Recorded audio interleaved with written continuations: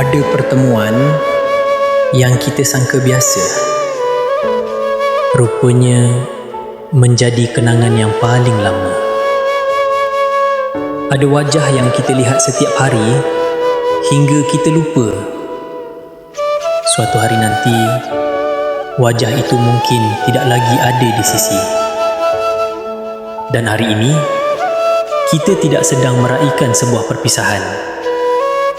Kita sedang menghargai sebuah perjalanan. Perjalanan yang telah selesai ditulis dengan kesabaran, pengorbanan dan ketulusan. Tahun-tahun yang berlalu tidak akan kembali. Tetapi setiap senyuman, setiap teguran, setiap cerita di antara sibuknya hari-hari akan kekal menjadi sebahagian daripada sejarah kecil yang pernah kita bina bersama. Dan mungkin selepas ini, tempat ini akan tetap sama.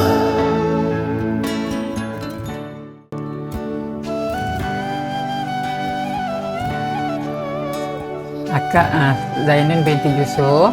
Biasa orang panggil Kak Non lah. Mesra, panggilan mesra.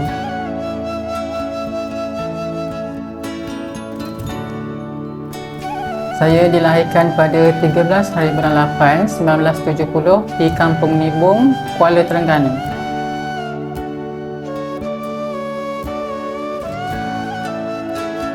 Saya memulakan persekolahan darjah 1 di Sekolah Kebangsaan Gaun Kapas, dan pada darjah 2 mengikut keluarga berpindah ke Felda Neram 1, jadi bersekolah di Sekolah Kebangsaan Felda Neram 1 sehingga darjah 6. Seterusnya saya sambung belajar tingkatan 1 hingga tingkatan 3 di Sekolah Menengah Agama Khairiah, Gaun Kapas. Seterusnya sambung lagi di Sekolah Sultan Zainal Abidin Atas tingkatan 4 dan 5 di Batu Buruk.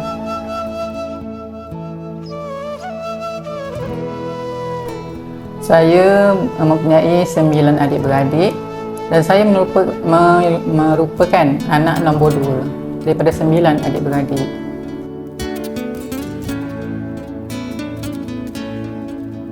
Saya mula berkhidmat di Jumatan Awam ni pada tarikh 16/12/1982 di Sekolah Menengah Kebangsaan LKKP Kampung Sertik.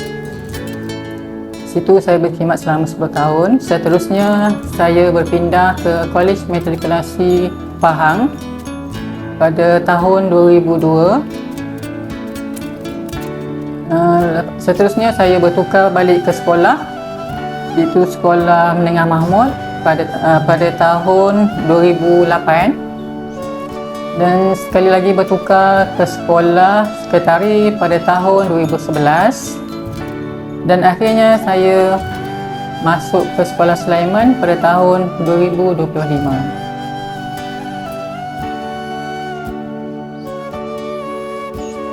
Nasihat saya kepada rakan-rakan yang masih lagi meneruskan perkhidmatan, lakukan pekerjaan dengan niat yang ikhlas, dengan niat melakukan sesuatu ibadah, serta istiqamah memperbaiki diri untuk mendapat lebih cemerlang dalam setiap sudut sama ada pekerjaan dan juga kehidupan.